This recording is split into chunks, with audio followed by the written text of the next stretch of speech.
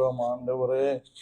உம்மை நன்றியோடு நாங்கள் வாழ்த்துகிறோம், உம்மை வணங்குகிறோம், உம்மை போற்றுகிறோம், உம்மை புகழுகிறோம்.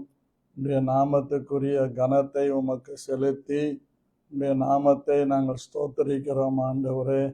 உம்முடைய நாமம் எல்லா தேவர்களுக்கும் மேலான மகிமையான உம்முடைய நாமத்தை நான் ஸ்தோத்தரிக்கிறேன். அதிசயமான உம்முடைய நாமத்தை ஸ்தோத்தரிக்கிறேன். அற்புதமான உம்முடைய நாமத்தை ஸ்தோத்தரிக்கிறேன். மகிமையானவைகளை செய்கிற உம்முடைய நாமத்தை நான் ஸ்தோத்தரிக்கிறேன். மகத்துவமானவைகளை செய்கிற உம்முடைய நாமத்தை நான் ஸ்தோத்தரிக்கிறேன். உன்னதங்களில் வாசம் பண்ணுகிற தேவாதி தேவனுடைய அதிசயங்களை எல்லாம் விவரித்து அவருடைய நாமத்தை நான் ஸ்தோத்தரிக்கிறேன். பரிசுத்தத்தில் பயங்கரமான தேவாதி தேவனுடைய நாமத்தை நான் ஸ்தோத்தரிக்கிறேன். மகத்துவமானவராகிய கர்த்தருடைய நாமத்தை நான் ஸ்தோத்தரிக்கிறேன்.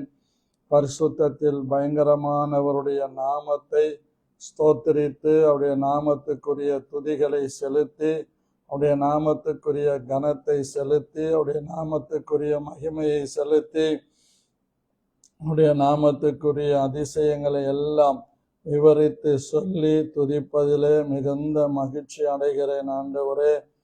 உம்முடைய நாமம் சிறந்தது வானத்திலும் பூமியிலும். உம்முடைய நாமம் அதிசயங்களை செய்கிற நாமம். உம்முடைய நாமம் அற்புதங்களை செய்கிற நாமம். உம்முடைய நாமம் மகிமையானவைகளை நடப்பிக்கிற நாமம். உம்முடைய நாமமே சிறந்தது. உம்முடைய நாமமே மகிமையானது. உம்முடைய நாமத்தை நன்றியோடு நான் துதித்து உம்முடைய நாமத்தை நன்றியோடு நான் ஸ்தோத்தரிக்கிறேன். உம்முடைய நாமத்துக்குரிய கனத்தையும் உம்முடைய அதிசயமான நாமத்துக்குரிய மகிமையையும் நான் செலுத்தி உம்முடைய நாமத்தை உயர்த்துகிறேன். உம்முடைய நாமம் சிறந்தது என்று போற்றி புகழ்ந்து உம்முடைய நாமத்தை மகிமைப்படுத்துகிறேன். தகப்பனே, உம்முடைய நாமம் எத்தனை பெரியது! உம்முடைய நாமம் அதிசயமானது. உம்முடைய நாமம் மகத்துவமானது. உம்முடைய நாமம் உன்னதமானது. உம்முடைய நாமம் மகிமையான நாமம். உம்முடைய நாமம் அதிசயமான நாமம். உம்முடைய நாமம் எல்லா தேவர்களுக்கும் மேலான அந்த நாமத்தை துதிப்பது ஸ்தோத்தரிப்பது மிகுந்த மகிழ்ச்சி அளிக்கிறது. தகப்பனே, உம்முடைய நாமத்தை நன்றியோடு நான் துதிக்கிறேன்ப்பா. உம்முடைய நாமத்தை நன்றியோடு நான் ஸ்தோத்தரிக்கிறேன் ஆண்டவரே. உம்முடைய நாமத்தை இப்பொழுதே போற்றி புகழ்ந்து ஆண்டவரே உம்முடைய நாமத்தை உயர்த்துகிறேன் அப்பா. உம்முடைய நாமம் ஆண்டவரே மகா உன்னதமான உம்முடைய நாமம். உம்முடைய நாமம் உயர்ந்த நாமம். உம்முடைய நாமம் அதிசயமான நாமம் ஆண்டவரே. அவர் நாமம் ஆலோசனை கர்த்தர். அவருடைய நாமம் வல்லமையுள்ள தேவன். அவருடைய நாமம் அதிசயமான நாமம். அவருடைய நாமம் மகா பெரிய நாமம். உம்முடைய நாமம் ஆண்டவரே ஐயா எத்தனை பெரியது கர்த்தாவே. பூமிக்கு வானம் எவ்வளவு உயரமா இருக்கிறதோ அவ்வளவு அதிசயமான காரியங்களை செய்கிற உம்முடைய நாமத்தை நான் ஸ்தோத்திரிப்பதில் மிகுந்த மகிழ்ச்சி அடைகிறேன் ஆண்டவரே. உம்முடைய நாமத்தை சொல்லி ஆண்டவரே உமக்கு முன்பாக என் கைகளை உயர்த்தி உம்முடைய பரிசுத்த நாமத்தை நான் மகிமைப்படுத்துகிறேன் ஆண்டவரே. ராஜரீகம் பண்ணுகிற கர்த்தாவே, உம்முடைய நாமம் உயர்ந்தது என்று நான் ஸ்தோத்தரிக்கிறேன். உம்முடைய நாமம் சிறந்தது என்று நான் ஸ்தோத்தரிக்கிறேன். உம்முடைய நாமம் அதிசயமானது என்று நான் ஸ்தோத்தரிக்கிறேன். தகப்பனே, உமக்கு நன்றி ராஜா. கிருபையில் ஐஸ்வர்ய சம்பன்னரே, உம்முடைய நாமத்தை துதிப்பதிலே மிகுந்த மகிழ்ச்சி அடைகிறேன் ஆண்டவரே. அந்த உன்னதமான நாமத்தை சொல்ல சொல்ல சொல்ல உள்ளம் பூரிக்கிறது. அதற்காய் ஸ்தோத்தரிக்கிறேன். இயேசு கிறிஸ்துவின் நாமம் என்ற வார்த்தை சொல்லும் போதே பிசாசுகள் நடுங்குகிறது. என் வாழ்க்கையில பார்த்திருக்கிறேன், பார்த்து கொண்டிருக்கிறேன் ஆண்டவரே. வானோர் பூதலத்தோர் பூமியின் கீழாவுடைய முழங்கால்கள் எல்லாம் இந்த நாமத்துக்கு முன்பாக முடங்கும்படிக்கு இந்த நாமம் வல்லமையுள்ளதாய் இருப்பதற்காக உம்மை நன்றியோடு நான் ஸ்தோத்தரிக்கிறேன். அதிசயமான உம்முடைய நாமம், மகிமையான உம்முடைய நாமம், மகத்துவமான உம்முடைய நாமம் எத்தனை பெரிதா ஆண்டவரே. அந்த பெரிய நாமத்தை நான் ஸ்தோத்தரிக்கிறேன். தகப்பனே, உம்முடைய நாமம் சிறந்தது, இந்த நாமத்துக்கு ஆண்டவரே இந்த பூமியில ஈடான இணையான ஒரே ஒரு நாமம் கூட இல்லை. வானத்தின் கீழே மனுஷர்களுக்குள்ளே நாங்கள் ரட்சிக்கப்படும்படிக்கு கொடுக்கப்பட்ட ஒரே ஒரு நாமம் இயேசு கிறிஸ்துவின் நாமம். இந்த இயேசு கிறிஸ்துவின் நாமத்தை முழு மனதோடு, முழு இருதயத்தோடு, முழு உணர்வோடு, முழு பலத்தோடு ஸ்தோத்தரித்து துதிக்கிறேன். இப்பொழுதும் எங்கள் தேவனாகிய கர்த்தாவே, இந்த காலை வேளையிலே என் இருதயத்தின் தியானமும் என் வாயின் வார்த்தைகளும் உம்முடைய சமூகத்திலே பேசுகிற அடியேனுக்கும் கேட்கிற யாவருக்கும் பிரீதியாய் இருப்பதாக என்று இயேசு கிறிஸ்துவின் நாமத்தில் செபிக்கிறேன் நல்ல பிதாவே, ஆமேன். அன்பான கர்த்தருடைய பிள்ளைகளே, இந்த காலை வேளையிலே உங்களை ஒவ்வொருவரையும் சந்தோஷமாய் வாழ்த்துவதிலே மகிழ்ச்சி அடைகிறேன். கர்த்தர் உங்களை ஆசீர்வதிப்பார். உங்களை வாழ்த்தி அன்போடு வரவேற்கிறேன். கர்த்தருடைய கிருபை உங்கள் அனைவரோடும் கூட இருப்பதாக. பிரியமான கர்த்தருடைய பிள்ளைகளே, இந்த நாளில் கூட நாம் அநேக வார்த்தைகளை கேட்டு தேவனுக்குள்ளாக பலப்பட்டு கொண்டு வருகிறோம் என்பதிலே சந்தேகம் இல்லை. இந்த நாளிலும் கூட இந்த வார்த்தைகளை நாம் சிந்திக்கலாம். லூக்கா 10ஆம் அதிகாரம் 41வது வசனம். இயேசு அவளுக்கு பிரதியுத்தரமாக, மார்த்தாளே மார்த்தாளே, கவலைப்பட்டு கலங்குகிறாய் என்று கர்த்தர் சொல்லுகிறார். மார்த்தாளே மார்த்தாளே, அநேக காரியங்களை குறித்து கவலைப்பட்டு கலங்குகிறாய் என்று சொல்லுகிறதை பார்க்கிறோம். அன்றைக்கி நாம் பார்த்தோம், மார்த்தாள் வேலை செய்கிற குணமுடையவள். மார்த்தாளுடைய பெயருக்குள்ள அர்த்தங்களை நாம் பார்த்து கொண்டிருக்கிறோம். மார்த்தாள் வேலை செய்கிற குணமுடையவள். அப்படி என்றால் அவர் சோம்பேறியாய் இருக்க மாட்டார். அப்படி நாம் அநேக காரியங்களை சிந்தித்தோம். வேலை செய்கிற இடத்துல, குடும்பத்தில், எல்லா இடங்கள்ல எப்படி வேலை செய்ய வேண்டும் என்று இன்றைக்கு ஒரு புதிய விதத்தில் புதிய காரியத்தை சிந்திக்க போகிறோம். அதாவது ஆகாய் தீர்க்க தரிசன புத்தகம் 1ஆம் அதிகாரம் 14வது வசனம். பிரியமானவர்களே, கர்த்தருடைய ஆலயம் 70 வருஷங்களுக்கு பிறகு, அதாவது இஸ்ரவேல் ஜனங்கள் பாபிலோனுக்கு சிறைப்பிடித்து கொண்டு போகிறார்கள். எப்பொழுது என்றால் யோயாக்கீன் என்ற ராஜாக்களின் காலத்திலே அவர்கள் வழி தப்பி நடந்தபோது நெபுகாத் என்கிற ராஜா, நெபுகாத் நேச்சார் என்கிற ராஜா வந்து அவர்களை சிறைப்பிடித்து கொண்டு போகிறார். ஏறக்குறைய 7000 பேரை சிறைப்பிடித்து கொண்டு போகிறார். தானியேல் 1ஆம் அதிகாரம் 3வது வசனத்தில் படிச்சீங்கன்னா 8 விதமான மக்களை சிறைப்பிடித்து கொண்டு போகிறார். அவர்கள் விடுதலை அடைந்து அங்கிருந்து செருபாபேல் மூலமாக, ஆகாய் தீர்க்கதரிசின் மூலமாக இப்படி காரியங்கள் கைகூடி வர பண்ணி ஆலயத்தை கட்டும்படியாக அனுப்பப்படுகிறார். நீங்க எஸ்ரா, நெகேமியா, எஸ்தர் இந்த புத்தகங்களில் படித்தால் உங்களுக்கு விளங்கும். கோரேஸ் ராஜாவின் காலத்திலே எஸ்ராவின் தலைமையில ஒரு பகுதி இஸ்ரவேலுக்கு வந்து தேவனுடைய ஆலயத்தை கட்டுகிறார்கள். இப்படி அநேக காரியங்கள் வேதத்தில் சொல்லப்பட்டிருக்கிறது. உங்களுடைய புரிதலுக்காக இந்த காரியங்களை விவரித்து காண்பிக்க கர்த்தருடைய கிருபையை முன்னிட்டு நான் இப்பொழுது அதற்கான காரியங்களை உங்களுக்கு சொல்லுகிறேன். பிரியமான தேவனுடைய பிள்ளைகளே, இந்த வேத வசனங்கள் எல்லாம் நமக்கு தெளிவாக திருஷ்டாந்தமாக எல்லாவற்றையும் காட்டியிருக்கிறது. கர்த்தருக்கு ஸ்தோத்திரம். பாருங்க, கர்த்தருடைய பிள்ளைகள் கர்த்தருடைய ஆலயத்தை கட்டுவதற்காக அவர்கள் புறப்பட்டு வருகிறார்கள். அன்பானவர்களே,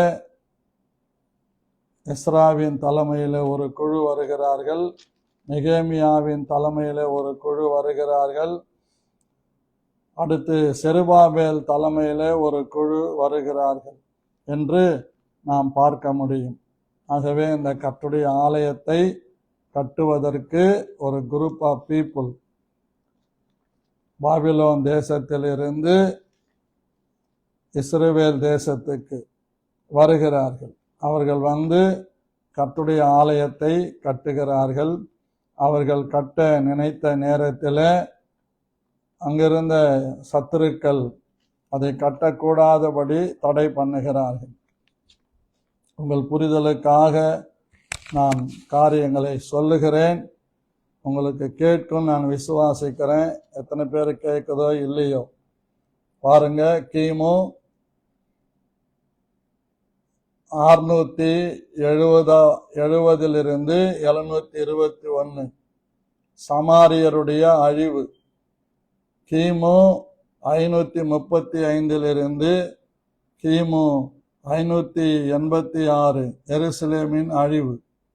கிமு 485 536 கோரேசின் கட்டை தேவன் விடுதலையாக்கி கொண்டு வருகிற காரியங்கள். செருபாபேல் தலைமையில முதல் குழு எருசலேமுக்கு வருகிறது கிமு 485 ஆண்டு. எஸ்ரா தலைமையில 2வது குழு வர்றாங்க கிமு 407 ஆண்டு. நெகேமியாவின் காலத்தில் தலைமையில ஒரு குழு வர்றாங்க, 3வது குழு கிமு 394 ஆண்டு. இந்த நேரத்தில் கோரேஸ் என்கிற ராஜாவின் காலத்தில் இஸ்ரவேல் ஜனங்கள் மறுபடியும் வந்து கர்த்தருடைய ஆலயத்தை கட்டுகிறார். அந்த கர்த்தருடைய ஆலயத்தை கட்டுகிற அந்த நேரத்தில் ஆகாய் 1:14 இவ்விதமாக சொல்லுகிறது. இந்த கர்த்தருடைய ஆலயத்தை கட்டுவதற்கு திடன் சொல்லுவதற்கு ஆகாய் தீர்க்கதரிசியும் சகரியா தீர்க்கதரிசியும் இந்த கட்டுகிறவர்களுக்கு உதவியாக இருந்தார்கள். கர்த்தருக்கு ஸ்தோத்திரம். இங்கே நாம் பார்க்கிறோம், இந்த வசனத்தை வாசிக்கிறேன். பின்பு கர்த்தர் செயல்தேலின் குமாரனாகிய செருபாபேல் என்னும் யூதாவின் தலைவனுடைய ஆவியையும் யோசதாக்கின் குமாரனாகிய யோசுவா என்னும் பிரதான ஆசானுடைய ஆவியையும் ஜனத்தில் மீதியான எல்லாருடைய ஆவியையும் எழுப்பினார். அவர்கள் வந்து தங்கள் தேவனாகிய சேனைகளுடைய கர்த்தரின் ஆலயத்திலே வேலை செய்தார்கள். பாருங்க, சேனைகளின் தேவனாகிய கர்த்தரின் ஆலயத்திலே வேலை செய்தார். யாரெல்லாம் வந்து கர்த்தருடைய ஆலயத்தின் வேலை செய்யறாங்க? செருபாபேல் என்னும் யூதாவுடைய தலைவன் வந்து கர்த்தருடைய ஆலயத்திலே வேலை செய்கிறார். 2வது பாருங்க, யோசதாக்கின் குமாரனாகிய யெசுவா என்னும் பிரதான ஆசாரியனும் அவன் ஆட்களும் வந்து கர்த்தருடைய ஆலயத்தில வேலை செய்கிறார். அடுத்து யாரு வந்து வேலை செய்யறாங்க பாருங்க? ஜனத்தில் மீதியான, அதாவது அந்த தேசத்தில இருந்த இவர்களோடு வந்த அந்த மீதியான எல்லாரும் கர்த்தருடைய ஆலயத்தில வந்து வேலை செய்தார். நம்ம கூட இந்த சர்ச்சை கட்டும்போது அநேக கர்த்தருடைய பிள்ளைகள் ஞாயிற்றுக்கிழமையில வந்து நிறைய வேலைகள் செய்தார்கள். கர்த்தருக்கு மகிமை உண்டாகட்டும். ஒரு சிலர் ஒரு துரும்பு கூட அப்படி எடுத்து போடல. உண்மையாவே நம்முடைய சகோதரர் ஸ்டீபன் அவர்கள் மரிக்கிறதற்கு முன்பாக 4 மாதங்கள் ஒவ்வொரு சனிக்கிழமையும் சர்ச்சில் வந்து சர்ச்சை அவரே பெருக்கினார், சர்ச்சை அவரு தொடைச்சார், அவரே எல்லாத்தையும் வாங்கிட்டு வந்தார். பெனாயில், மாவு எல்லாத்தையும், தொடப்பம் எல்லாத்தையும் வாங்கிட்டு வந்து, நான் அப்பதான் யோசித்தேன், இப்படி காரியங்கள் செய்ய ஆண்டவர் அவரை ஏவினார் என்று. வேணாம் பிரதர், பேபி செஞ்சுக்க வாங்கன்னு கூட நான் சொன்னேன். இல்லை கர்த்தர் என்னோட பேசினாரு, நான் செய்யறேன்னு. ஏற்கனவே அந்த பழைய சர்ச்சில் நான் எல்லாருக்கும் சொல்லியிருந்தேன், ஒவ்வொரு குடும்பமும் சனிக்கிழமை வந்து சர்ச்சை தொடச்சி பெருக்கி சுத்தம் பண்ணணும். அப்பவும் அநேகர் செய்தார்கள். ஒரு சிலர் வந்து அதை செய்யவே இல்லை. நான் சரியா ஊழியத்தில் பார்க்கிறேன், கர்த்தருடைய பிள்ளைகள் வேலை செய்யணும். இன்னைக்கு கூட பாருங்க, சில கூட்டங்கள் நடத்தும் போது கர்த்தருடைய பிள்ளைகள் வந்து வேலை செய்கிறார்கள். சிலர் வர்றதே கிடையாது. அந்த 1-2 பேர் தான் வந்து காரியங்களை செய்யறாங்க.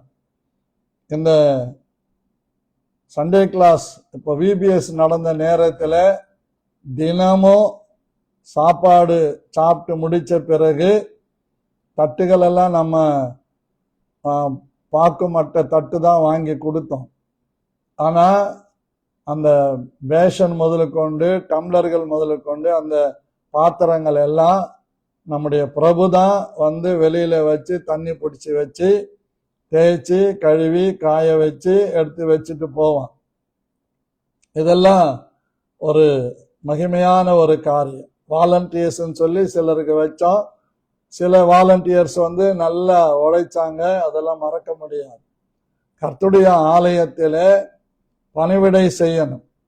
எவ்வளவு பெரிய ஆளா இருந்தாலும், எவ்வளவு படிச்சிருந்தாலும், எவ்வளவு உயர்வான வேலையில இருந்தாலும், நம்ம எவ்வளவுதான் காரியங்களை செய்தாலும் இந்த சபையில அப்படி வந்து வேலை செய்கிற ஆட்கள் இன்றைக்கு ரொம்ப ரொம்ப குறைவு. முன்னெல்லாம் பாருங்க, சிலர்லாம் வந்து உட்கார்ந்து எல்லா வேலைகளையும் சாப்பிட்டு எல்லாரும் முடிச்ச பிறகு எல்லா வேலைகளையும் செஞ்சுட்டு போவாங்க.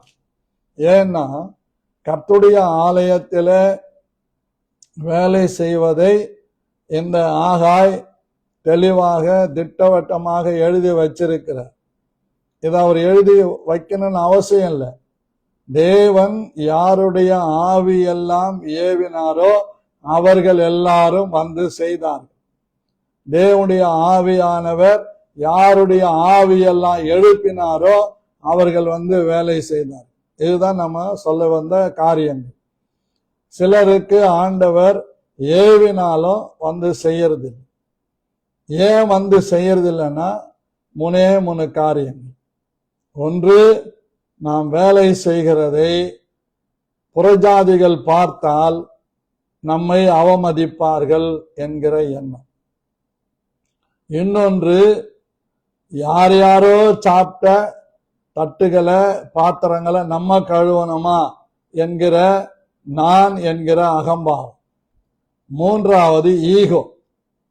இந்த 3 எங்க இருக்குதோ அவங்க வாழ்க்கையில யாருக்கும் வேலை செய்ய மாட்டாங்க, எங்கேயும் வேலை செய்ய மாட்டாங்க.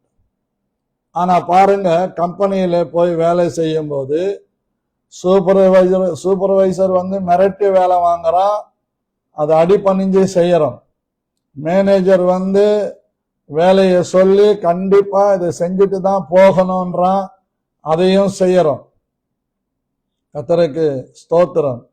நான் நேற்று கூட கேள்விப்பட்டேன். நான் நேற்று சென்னைக்கு ஊழியத்துக்கு போயிட்டு வரும்போது ஒரு கூட வந்து ஒருத்தர் சொல்றாரு, வேலை ஸ்தலத்தில் பெண்களுக்கு நிறைய பாலியல் ரீதியான தொல்லைகள் அதிகாரிகளும் கொடுக்கிறார்கள், கூட வேலை செய்யறவங்களும் கொடுக்கறாங்கன்னு அந்த பிரதர் வந்து எங்களோட பேசிக்கிட்டு வந்தார். அதனால நம்ம காரியங்களை பார்க்கணும். அவங்க செக்ஷுவல் டார்ச்சர் கொடுத்தாலும் காலையில 6 மணிக்கு போயிட்டு சாயங்காலம் 6 மணிக்கு வேலை செய்யணும்னா அது கண்டிப்பா செஞ்சுட்டு தான் வருவாங்க. பரிசுத்தமான ஸ்தலத்தில, பரிசுத்தமான ஊழியத்தில, பரிசுத்தருடைய ஆலயத்தில பரிசுத்தருக்காக வேலை செய்தால் அதன் பலனை போதகர்கள் தரமாட்டார்கள், போதகர் அம்மாக்கள் தரமாட்டார்கள். யார் கொடுப்பார் என்றால் கர்த்தர் கொடுப்பார். கர்த்தர் கொடுக்கிற ஆசீர்வாதம் ஐஸ்வர்யத்தை தரும், அதனோட வேதனையை கூட்ட மாட்டார். ஒரு சம்பவத்தை உங்களுக்கு முன்னால நான் கொண்டு வர்றேன்.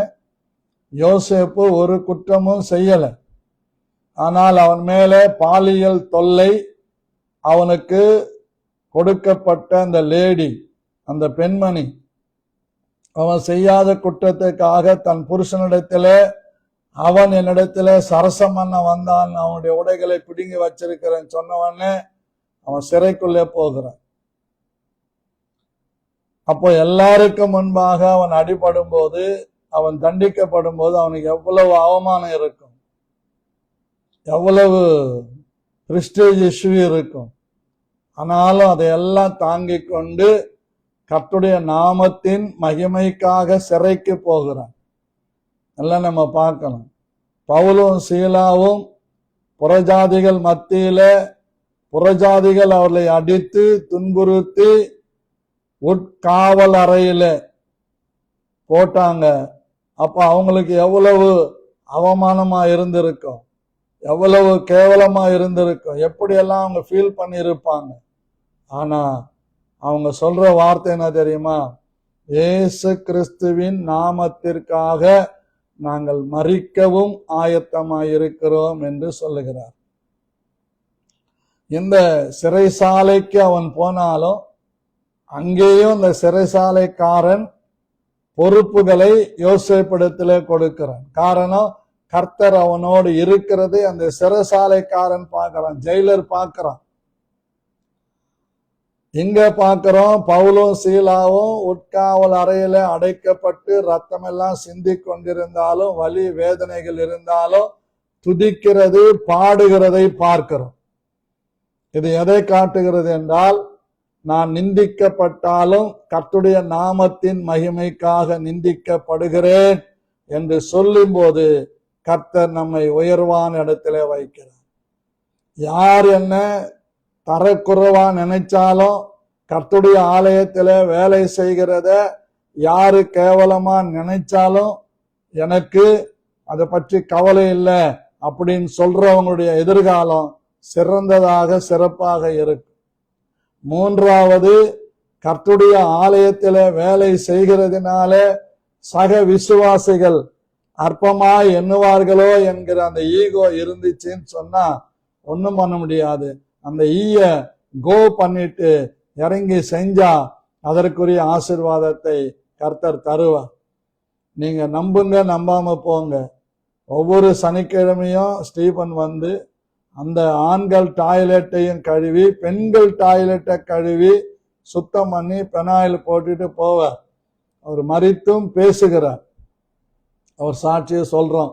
அதே மாதிரி எந்த கூட்டம் வச்சாலும் முதல்ல அவர் கை வந்து நீளும், கொடுப்பார். அதே மாதிரி பிரசங்கியார் வந்து பிரசங்கம் பண்ணாருன்னா என்கிட்டையும் ஒரு காணிக்கை கொடுப்பார், பிரசங்கியார்கிட்டையும் கொடுப்பார். இதுதான் வேலை செய்யறது. யாருக்காக? கர்த்தருக்காக வேலை செய்யறது. கர்த்தருக்கு ஸ்தோத்திரம் உண்டாவதாக. அவர்கள் தேவனாலே ஆசீர்வதிக்கப்பட்டவர்கள், மகிமை அடைந்தார்கள். பிரியமானவர்களே, ஒரு கத்தோலிக்க கல்லறையில ஒரு பெந்தகோஸ்தே பாஸ்டர் போய் அடக்கம் பண்ண சரித்திரமே அந்த பட்டணத்துல சொல்றாங்க. அவங்க பேசிக்கிறாங்க, ஒரு பெந்தகோஸ்தே பாஸ்டர் இந்த கத்தோலிக்க கல்லறையில வந்து ஆராதனை நடத்தினதில்லை, அடக்க ஆராதனை பண்ணதில்லை, தான் முதல் முறை. அப்படின்னா அர்த்தம், கர்த்தர் அவருடைய பணிவிடைகளை எல்லாம் அங்கீகரித்து அவருக்குரிய கனத்தை அந்த இடத்துல செய்கிறதை நாம் பார்க்கிறோம். கர்த்தருக்கு முதலிடம் கொடுக்கிற கர்த்தருடைய பிள்ளைகளை நிச்சயமாக நான் தைரியமாக சொல்லுவேன், என் மேல இருக்கிற அபிஷேகத்தின் ஆணையிட்டு சொல்லுவேன், கர்த்தர்களை வாளாக்காமல் தலையாக்குவார், கீழாக்காமல் மேலாக்குவார். எனக்கு நிறைய பேர் தெரியும், ஆரம்ப காலத்துல எல்லாம் நம்முடைய சகோதரிகள் வந்து மாக்குன்னு வேலை செய்வாங்க. கர்த்தருக்கு ஸ்தோத்திரம். அதே மாதிரி பங்கிடுகிற காரியத்துல முன்ன நின்று அழகா செய்வாங்க. 1-2 அரசல் புரசல் வரும், அதெல்லாம் கவலைப்படக்கூடாது. நாம யாருக்கு வேலை செய்யறோம் அதுதான் முக்கியம். அப்போ வேதம் சொல்லுகிறது, கர்த்தர் செயல்தேலின் குமாரன் ஆகிய செருபாபேல் என்னும் யூதாவின் தலைவனுடைய ஆவியையும் யோசதாக்கின் ஆவியையும் யோசதாக்கின் குமாரனாகிய யெசுவா என்னும் பிரதான ஆசானுடைய ஆவியையும் ஜனத்தில் மீதியான எல்லாருடைய ஆவியையும் எழுப்பினார். அவர்கள் வந்து தங்கள் தேவனாகிய கர்த்தருடைய ஆலயத்தில் வேலை செய்தார்கள். பாருங்க, நம்முடைய சபையில கூட ஏஇஓ ரிட்டையர்ட் ஆயிட்ட அந்த சகோதரி இன்னைக்கும் வேலை செய்யறாங்க, சபையில காரியங்களை செய்யறாங்க. அவங்க நல்ல வசதியானவங்க, சொந்த வீடு வாசல் இருக்குது. ஒரு நாள் இப்படியோ உள்ள வந்தாங்க, அவங்க வீட்டுல இருக்கிற பாத்திரங்கள்லாம் தேய்ச்சி போட்டுன்னு இருக்கிறாங்க. எதுக்கு சிஸ்டர், அவங்க பாத்துக்குவாங்கன்னு சொன்னா இருக்கட்டும் பாஸ்டர் என்றான். இப்படி அநேகர் அப்படி செய்த ஆட்கள் நம்ம இடத்துல உண்டு. ஆனா இப்போ என்னவோ தெரியல, அது மாறிடுச்சு. எனக்கு ரொம்ப அது வருத்தம். கர்த்தருடைய ஆலயத்துல வேலை செய்கிறதற்கு ஈகோ பார்க்கிறவுடைய எதிர்காலங்கள். அதே மாதிரி ஆண்டவர் எல்லா இடத்துலயும் அந்த காரியங்களை ஈகோ பார்ப்பார். கர்த்தருடைய ஆலயத்துல வேலை செய்வதற்கு வெட்கப்படுறவங்க எங்கிருந்தாலும் மற்ற காரியம் முக்கியமான இடங்கள்ல அவங்களை வெட்கப்படுத்துவார். கர்த்தருடைய ஆலயத்துல வேலை செய்யறத ஒரு தாழ்வாக நினைக்கிறவர்கள் உயர்வான இடங்கள்ல போகும்போது மற்றவர்களால, சக வேலைக்காரர்களால கேவலப்படுத்தப்படுவார்கள். ஆமா, இரக்கம் உள்ளவர்கள் இரக்கம் பெறுவார்கள். கனம் பண்ணுகிறவர்களை நான் கனம் பண்ணுவேன், கனவீனம் பண்ணுகிறவர்கள் கனவீனம் பண்ணப்படுவார்கள். கனம் பண்ணுகிறதுல முந்திக் கொள்ளுங்கள் என்று பைபிள் சொல்லு. வேலை செய்யும். கர்த்தருக்கு ஸ்தோத்திரம். மார்த்தாளுடைய பெயருக்கு அவள் வேலை செய்கிறவர். வேலை செய்யும். வேலை செய்வது நமக்கு ரொம்ப மகிமையான ஒரு ஆசீர்வாதம். நீதிமொழிகள்ல ஒரு சில காரியங்களை சொல்லி நாம ஜெபிக்கலாம். முதலாவதாக 10ஆம் அதிகாரம் 4வது வசனம். அங்க அழகா சொல்றார் பாருங்க, சோம்பர் கையால் வேலை செய்கிறவன் ஏழை ஆவான். இதையே நான் இப்படி சொல்றேன் பாருங்க, பிரிஸ்டேஜ் இஷ்யூவோடு வேலை செய்கிறவன் ஏழை ஆவான். வேலை செய்கிறதற்கு வெட்கப்படுகிறவன் ஏழை ஆவான். யாரு என்ன நினைத்து கொள்ளுவாங்களோ என்று அப்படி ஒரு துரும்புகோடு எடுத்து போடாதவங்க தரித்திரர் ஆவார்கள். ஏத வசனத்தை வச்சு நான் சொல்றேன், யாரையும் துக்கப்படுத்தல.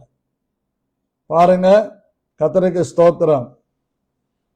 ஆமா, சிலருக்கெல்லாம் பாத்தீங்கன்னா நான் ரொம்ப அழகா இருக்கிறேன் நினைப்போடு இருக்கிற சகோதரர்களும் சகோதரிகள் இருக்கிறாங்க. கர்த்தருக்கு ஸ்தோத்திரம். ஆண்டவர் அடுத்த சந்ததிய எனக்கு உதவியாய் எழுப்புகிறார். கர்த்தருடைய பிள்ளைகளை நாம் கவனிக்கணும். சோம்பர் கையால் வேலை செய்கிறவன் ஏழை ஆவான். சுறுசுறுப்புள்ளவன் கையோ செல்வத்தை உண்டாக்கும். கர்த்தருக்கு ஸ்தோத்திரம். சுறுசுறுப்பு இருக்கணும். சிலர்லாம் அடுப்பாண்ட போனாங்கன்னா ஒரு குழம்பு வச்சு, ஒரு சோறு வடிச்சு, ஒரு பொரியல் செய்யறதுக்கு 2 மணி நேரம் எடுத்துக்குவாங்க. அப்படியெல்லாம் செய்யக்கூடாது. கர்த்தருக்கு ஸ்தோத்திரம். ஒரு சகோதரி இருக்கிறாங்க, வருவாங்க 12 மணிக்கு தொடங்குவாங்க, 1:30 மணிக்கெல்லாம் சாப்பாடு கொடுத்துட்டு போயினே இருப்பாங்க. அப்படியெல்லாம் சுறுசுறுப்பா வேலை செய்யறவங்க. இன்னைக்கு எந்த வீட்டுலங்க 2 அடுப்பு 3 அடுப்பு இல்லாத இருக்குது? அப்படி பிளான் பண்ணி சுறுசுறுப்பா வேலை செய்யணும். சில சமயங்கள்ல நான் நிறைய இடத்துல பாக்குறேன், பாத்திரம் தேய்க்கிறத 1 மணி நேரம் உட்கார்ந்து தேய்ப்பாங்க. துணி துவைக்கிறத பாருங்க, துணி துவைக்கிறதுக்கு முன்னாடி ஒரு 1/2 மணி நேரம் துணிகளை ஊற வச்சுட்டு அடுத்து உட்கார்ந்து துவைக்கணும். துவைச்சு முடிச்சுட்டு வேலைகளை முடிச்சுட்டு வேலைகளுக்கு போறவங்கள நான் பார்த்திருக்கிறேன். அப்படி ஒரு சுறுசுறுப்பா இருக்கணும். அப்படி இருக்கும் பட்சத்துல கர்த்தர் நம்மை ஆசீர்வதிப்பார். பாருங்க, அழகா சொல்லுது. ஆகவே சோம்பர் கையால் வேலை செய்கிறவன் ஏழை ஆவான். சுறுசுறுப்புள்ளவன் கையோ செல்வத்தை உண்டாக்கும். கர்த்தருக்கு மகிமை உண்டாவதாக. கோடை காலத்தில் சேர்க்கிறவன் புத்தியுள்ள மகன். அறுப்பு காலத்தில் தூங்குகிறவனோ லட்சையை உண்டாக்குற மகன். நீதிமானுடைய சிரசின் மேல் ஆசீர்வாதங்கள் தங்கும். கொடுமையோ துன்மார்கனுடைய வாயை அடைக்கும். நல்லா பாருங்க, கோடை காலத்தில் சேர்க்கிறவன் புத்தியுள்ள மகன், அறுப்பு காலத்தில் தூங்குகிறவனோ லட்சை அடைகிற மகன். நீதிமான் சிரசின் மேலே ஆசீர்வாதங்கள் தங்கும். சொல்லிக்கிட்டே போறார். நீதிமானுடைய பேர் புகை பெற்று விளங்கும். இருதயத்தில் ஞானம் உள்ளவன் கட்டளைகளை ஏற்றுக்கொள்ளுகிறான். அலப்புகிற மூடனோ விழுவான். உத்தமமாய் நடக்கிறவன் பத்திரமாய் நடக்கிறான். கோணலான வழிகளில் நடக்கிறவனோ கண்டுபிடிக்கப்படுவான். பாத்தீங்களா, அவ்வளவு அழகா சொல்லுது. நீதிமானுடைய வாய் ஜீவ ஊற்று, கொடுமையோ துன்மார்கனுடைய வாயை அடைக்கும். சோம்பர் கையால் வேலை செய்கிறவன் ஏழையாவான். இப்ப நான் கூட சொல்றேன், முறுமுறுத்து கொண்டு வேலை செய்கிறவனும் ஏழையாவான். முனகிக் கொண்டு வேலை செய்கிறவனும் ஏழையாவான்.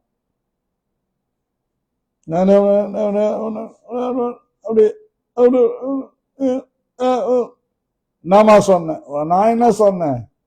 நான் ஏதோ பைத்தியக்காரி பெண்ணாத்திக்கிறேன்னு. அந்த எல்லாம் இருக்கக்கூடாது. பேஸ் டு பேஸ், தைரியமா, தலை ஒன்றும் போயிடாது. உள்ளதை உள்ளது என்றும் இல்லதை இல்லது என்றும் சொல்லுங்கள். இதற்கு மிஞ்சினது வேற மாதிரி போயிடும். ஆகவே நல்ல வேலை செய்யணும், ஹார்ட் ஒர்க் பண்ணணும், ஹார்ட் ஒர்க் பண்ணணும். கர்த்தருக்கு ஸ்தோத்திரம். நம்ம எந்த அளவுக்கு உழைக்கிறோமோ அந்த அளவுக்கு உயர்வு வந்து கொண்டே இருக்கும். ஆனா சிலர் சொல்லுவாங்க, நான் சம்பாதிக்கிறேன், நான் செலவு பண்றேன், உனக்கு என்ன? அதெல்லாம் முட்டாள்தனமான பேச்சு.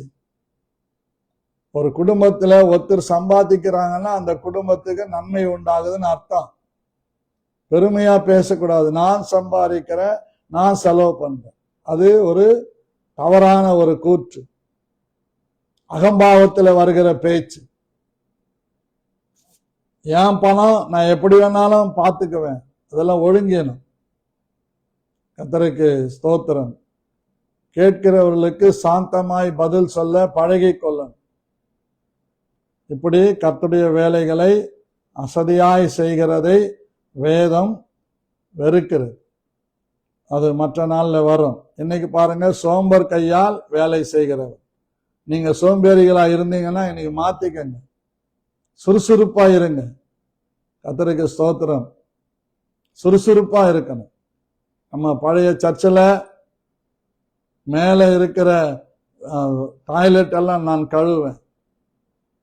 கீழே 2 டாய்லெட், வீட்டில் இருக்கிற டாய்லெட்டும் கழுவேன், எல்லாரும் பொதுவாக யூஸ் பண்ற டாய்லெட்டையும் கழுவேன். சர்ச்சு முடிஞ்சு போன உடனே பெனாயில் போட்டு நல்லா கழுவி தேய்ச்சிட்டு தண்ணி ஊற்றிட்டு பெனாயில் தெளிச்சிட்டு வருவேன்.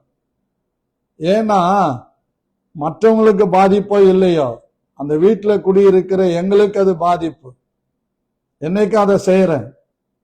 நான் பேபி ஒரு நாள் சொல்லிட்டாங்க, நீங்க எல்லாம் செய்யாதீங்க ஐயா, நான் செய்யறேன். அப்படியே நான் செய்வேன். ஏன்னு கேட்டா மற்றவங்களுக்கு எந்த விதத்திலும் உடல் பாதிப்பு வரக்கூடாது. இது நாங்க பப்ளிக் டாய்லெட் போனா கூட அந்த பப்ளிக் டாய்லெட்ல நல்லா தேய்ச்சிட்டு, நானே என் காலால நல்லா தேய்ச்சி தண்ணி அடிச்சுட்டு அதுக்கப்புறம் தான் போவேன். நேற்று கூட போன இடத்துல டாய்லெட்டு அநாகரிகமா இருந்தது. நல்லா காலில் தேய்ச்சி கழுவிட்டு தண்ணி தெளிச்சுட்டு வெளியில வந்து அங்க இருக்கிற ஒரு பிரதர் கிட்ட காசு கொடுத்து நப்தலின் பால்ஸ் வாங்கி அந்த யூரின் பேஷன்ல போடுங்க, டாய்லெட்ல போடுங்கன்னு.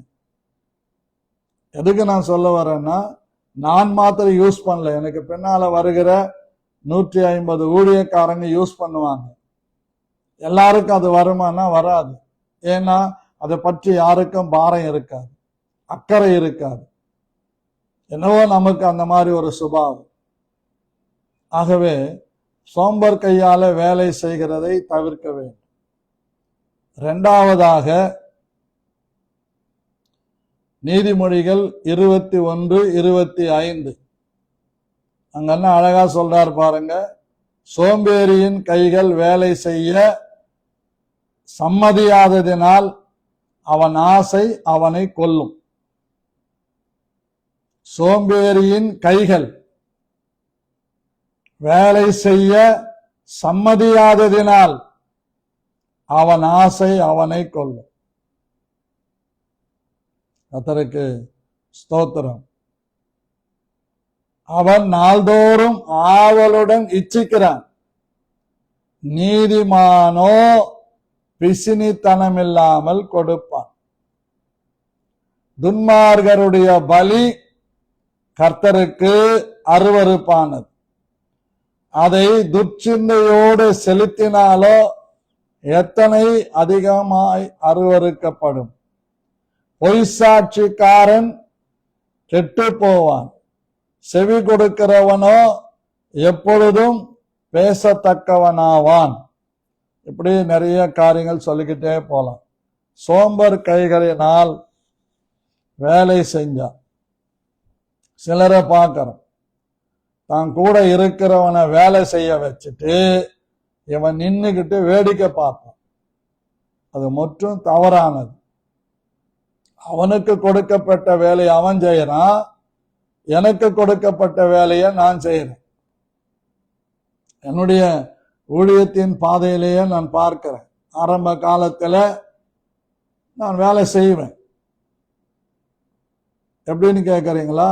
30 கிலோமீட்டர், 25 கிலோமீட்டர், 20 கிலோமீட்டர் கிராம ஊழியத்துக்கு போவோம். Moving ministry. என்னுடைய சைக்கிளில் பின்னாடி அரிசி இருக்கும், அதுக்கு மேலே சமைக்கிற பாத்திரங்கள் இருக்கும்.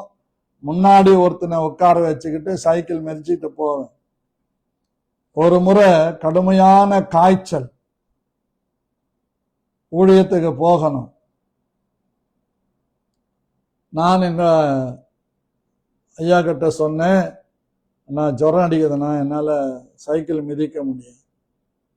ஒரே ஒரு வார்த்தை சொன்னார், டூ ஆர் டை, செய் இல்லைன்னா செத்து மடி. அந்த ஜுரத்தோடவே பொருளுங்கள்லாம் எடுத்துக்கிட்டு அவருக்கு முன்னாடி போயிட்டு ஒரு கடையில் விக்ஸ் ஆக்ஷன் 500 வாங்கி போட்டுக்கிட்டு சைக்கிள் மிதிச்சுக்கிட்டு 15 கிலோமீட்டர் போனங்க.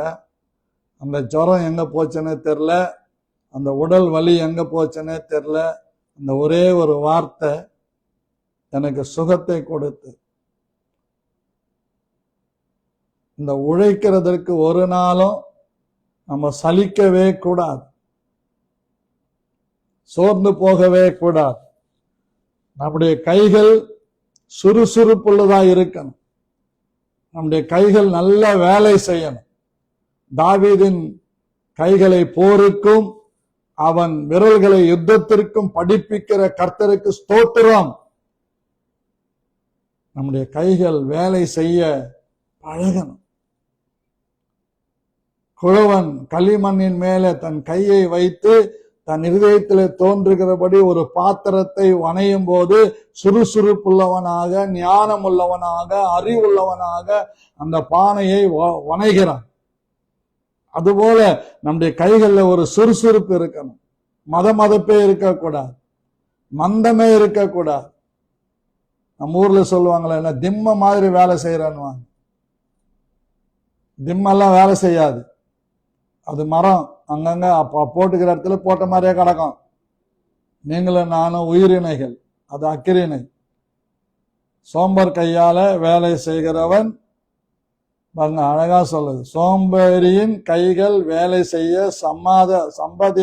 சம்மதியாததினால் அவன் ஆசை அவனையே கொல்லும். கிராமத்துல சொல்லுவாங்கல்ல, முடவன் கொம்புத்தேனுக்கு ஆசைப்பட்ட மாதிரி கணக்கு. மூன்றாவதாக நீதிமொழிகள் 31:13 ஒரு ஸ்திரியை குறித்து அங்கே சொல்லப்பட்டிருக்கிறது. யார் அந்த ஸ்திரீ? 10 குணசாலியான ஸ்திரியை கண்டுபிடிப்பவன் யார்? அவருடைய விலை முத்துக்களை பார்க்கிலும் உயர்ந்த குணசாலியான ஸ்திரீ. புத்தியுள்ள ஸ்திரீ தன் வீட்டை கட்டுகிறார், புத்தி இல்லாதவளோ கட்டின வீட்டை இடித்து போடுகிறார். இன்னைக்கு நிறைய பேரு இடிக்கிறவங்கள தான் இருக்கிறாங்க, கட்டுறவங்களா இல்லை. அப்போ அவள் புருஷனுடைய இருதையும் அவளை நம்பும். இன்னைக்கு நிறைய சகோதரிங்களை புருஷன் நம்புறதில்லை, மாமனார் மாமியார் நம்புறதில்லை, ஏன் பெத்த தாய் தகப்பனை கூட நம்புறதில்லை. அந்த மாதிரி அவன் சம்பத்து குறையாது. நம்ம நம்பிக்கைய எங்கேயும் இழக்க கூடாது. ஒரு சின்ன அவநம்பிக்கை நம்ம மேல வந்துட்டா நம்முடைய சம்பத்து குறைஞ்சிரும், நம்முடைய மரியாதை குறைஞ்சிரும், நம்முடைய கௌரவம் குறைஞ்சிரும், நம்முடைய மேன்மை குறைஞ்சிரும். அதான் பவுல் சொல்றார், என் மேன்மை அவமாவதை பார்க்கலும் நான் சாகிறது எனக்கு நலமாயிருக்கு. எந்த காலத்திலும் எந்த சூழ்நிலையும் நம்முடைய மேன்மை அவமாக கூடாது, பொய்யா போகக்கூடாது, பொய்யும் பித்தலாட்டமாய் போகக்கூடாது. அதை விட செத்து போறது நல்லதுன்றார். ஆகவே எங்க அழகா சொல்ற, அவள் புருஷனுடைய இருதயம் அவளை நம்பும், அவன் சம்பத்து குறையாது. அவள் உயிரோடு இருக்கிற நாளெல்லாம் அவனுக்கு தீமையை அல்ல நன்மையையே செய்கிறார். பாருங்க, அடுத்த வசனம் தான் ரொம்ப முக்கியம். ஆட்டு மயிரையும் சணலையும் தேடி தன் கைகளினால் உற்சாகத்தோடு வேலை செய்கிறாள். ஆனா இன்னைக்கு நிறைய பேருக்கு வீட்டுல எல்லாம் வாங்கின்னு வந்து போட்டா கூட அது அங்கங்க காஞ்சின்னு கிடக்கும். கொஞ்சம் ஃப்ரிட்ஜில் வச்சு காஞ்சின்னு கிடக்கும், கொஞ்சம் வெளியே வச்சு காஞ்சின்னு கிடக்கும். கர்த்தருக்கு ஸ்தோத்திரம். நீங்களே பாருங்க, ஏன் நான் செய்யறது இல்லை? ஏன் செய்யறது இல்லை? பீஸா, ஸ்விக்கி, ஜொமாட்டோ, ஜெப்டோ, புண்ணாக்கு, இந்த மாதிரி நிறைய வந்துடுச்சு. பணம் இருக்குதுன்ற திமிர்ல அப்பப்ப போட்டு வாங்கி சாப்பிட்டு வயிற்ற கழுவுறது. ஆனா கஷ்டப்பட்டு வாங்கி போட்ட பொருள் எல்லாம் அங்கங்க காஞ்சின்னு கிடக்கும். அமெரிக்காவை ஆள்ற அந்த அறிவுஜீவி, நானு துரித உணவுகள் சாப்பிட்டு தான் 79 வயசு வரைக்கும் இருக்கிறேன். எவ்வளவு வெட்கக்கேடான விஷயம். சயின்ஸ் சொல்லுது, துரித உணவுகளை சாப்பிட்டா உடல் பாதிப்பு வரும். அப்ப இந்த துரித உணவுகள் தயாரிக்கிறவங்க ஏதாவது கமிஷன் கொடுத்திருப்பாங்க போல. ஒரு அதிபதியே அப்படி இருக்கிறார். துரித உணவுகள் எவ்வளவாய் நாம் வாங்குகிறோமோ அவ்வளவும் கேடு. ஒருவேளை மாசத்துல ஒரு நாள் ஓகே, அது பத்தி பிரச்சனை இல்லை. ஆகவே நம்முடைய வயிறை குப்பை தொட்டி ஆக்குகிறதுல இருந்து விடுதலை ஆகணும், வேலை செய்யணும். அழகா சொல்ற பாருங்க, ஆட்டு மயிரையும் சணலையும் தேடி தன் கைகளினால் உற்சாகத்தோட, எப்படி வேலை செய்யணுமா? உற்சாகத்தோட வேலை செய்யணும். சங்கீதக்காரன் ஜெபிக்கிறார் 51ஆம் சங்கீதத்துல, உற்சாகத்தின் ஆவி என்னை தாங்கும்படி செய்யும், நிலைவரமான ஆவி என் உள்ளத்திலே புதுப்பி. ஆகவே உற்சாகத்தோடு நம்ம இருக்கணும். கர்த்தருக்கு ஸ்தோத்திரம். இன்னைக்கு உற்சாகம் இல்லை நிறைய பேர்கிட்ட. ஜபத்துக்கு வர்றதுக்கும் உற்சாகம் இல்லை, ஜபிக்கிறதுக்கும் உற்சாகம் இல்லை, கர்த்தருக்கு கொடுக்கிறதுக்கும் உற்சாகம் இல்லை. எப்படி இருக்கிறாங்க? அப்படியேதான் இருக்கிறாங்க. பிசினித்தனம் பண்ணி தரித்திரப்பட்டு கடங்காரிகளா இருக்கிறவங்க இருக்கிறாங்க. ஏழைகளுக்கோ யாருக்கோ வாரி கொடுத்து உதவி செய்யறவங்க நல்லா தான் இருக்கிறாங்க. பிரியமான கர்த்தருடைய பிள்ளைகளே, இங்க அழகா சொல்லுது, ஒரு பெண் எப்படி இருக்கணும்? குணசாலியான ஸ்திரீ ஆட்டு மயிரையும் சணலையும் தேடி தன் கைகளினால் உற்சாகத்தோடு வேலை செய்கிறார். ஒரு சில கர்த்தருடைய பிள்ளைங்க கர்த்தருடைய ஆலயத்திலையும் வேலை செய்யறத நான் பார்த்திருக்கிறேன், ஆத்துமாக்களை ஆதாயம் பண்றதையும் பார்த்திருக்கிறேன். ஆகவே தேவனுடைய பிள்ளைகளை வேலை செய்ய மனதில்லாவிட்டால் சாப்பிடக்கூடாது. இன்னைக்கு சொல்றது, கர்த்தருடைய ஆலயத்துல வந்து வேலை செய்ய. கர்த்தருடைய ஆலயம் பரிசுத்தமானது. கர்த்தர் அங்கே பார்க்கிறார் யார் யார் என்னன்னு. கர்த்தருடைய கண்கள் எவ்விடத்திலிருந்து நல்லோரையும் தீயோரையும் நோக்கி பார்க்கிறது. நீதிமொழிகள் 15:3